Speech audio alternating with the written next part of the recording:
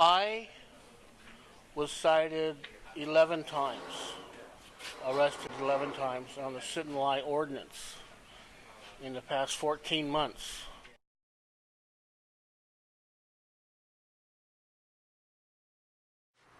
Mr. Frost was sitting on the sidewalk and he was warned, and the officers told him, we're just warning you, I'm going to come back. If you're still here, I'm going to write you a ticket.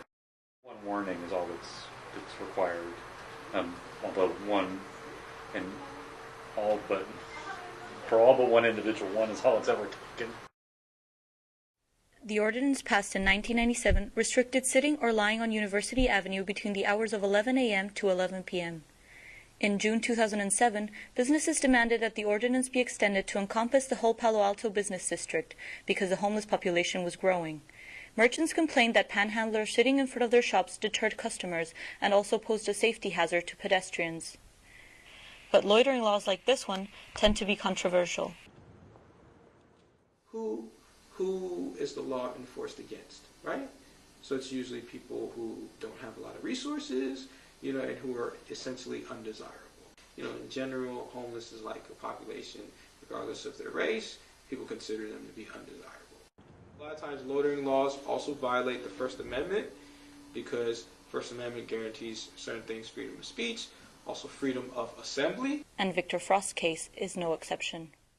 They were arguing that the sit-lie ordinance is a violation of the First Amendment of the Constitution, and that argument was decided, and the judge said, essentially said that sitting isn't speech.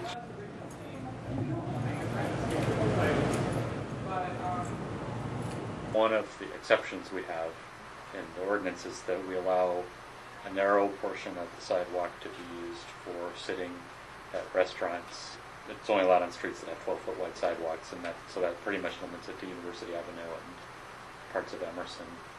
We let people sit in those narrow strips as long as there's a permit, and the restaurant is taking responsibility for anybody who trips or is injured on that section. But what happened was that in restaurants downtown, a lot of those restaurants didn't have the permits.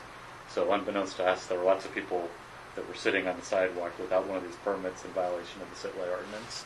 The numbers that actually hadn't gotten the permits probably exceeded the numbers that had. We didn't think it was fair to somebody that goes to a restaurant and the hostess or host seats them at a table and says, sit here, and then the police comes along and writes them a ticket for doing it. That didn't seem very fair. So it definitely implicates the First Amendment, freedom of assembly, that's for sure, right? Okay. But really, more importantly, I think it's because the potential for discriminatory enforcement is so high. And there were two arguments that the defense was making. One is that the enforcement is the ordinance is being enforced discriminatorily. that we're discriminating against him either intentionally or by design. We're discriminating against Victor for some invidious reason. They haven't yet said what that invidious reason is, but that's the argument.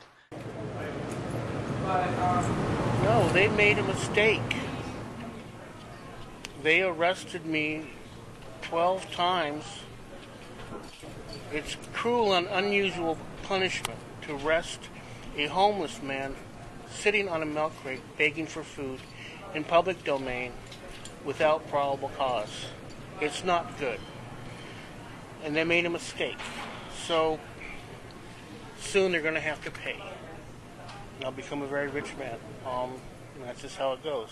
If you were, say, for example, a homeless person, the police moved them away and you said, hey, this violated my constitutional rights, I'm going to sue. Usually that doesn't happen because that person doesn't have the resources. They're not going to get it. What are they going to get if the police just told them to move, didn't harm them, they didn't really suffer any physical injury, stuff like that? It's what are they going to get from taking this person to court?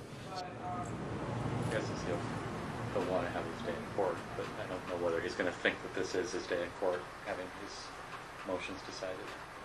We're confident that the ordinance that we have is written is enforceable, but whether we did everything we're supposed to do and did it right, I don't know. That's really what the court's going to decide.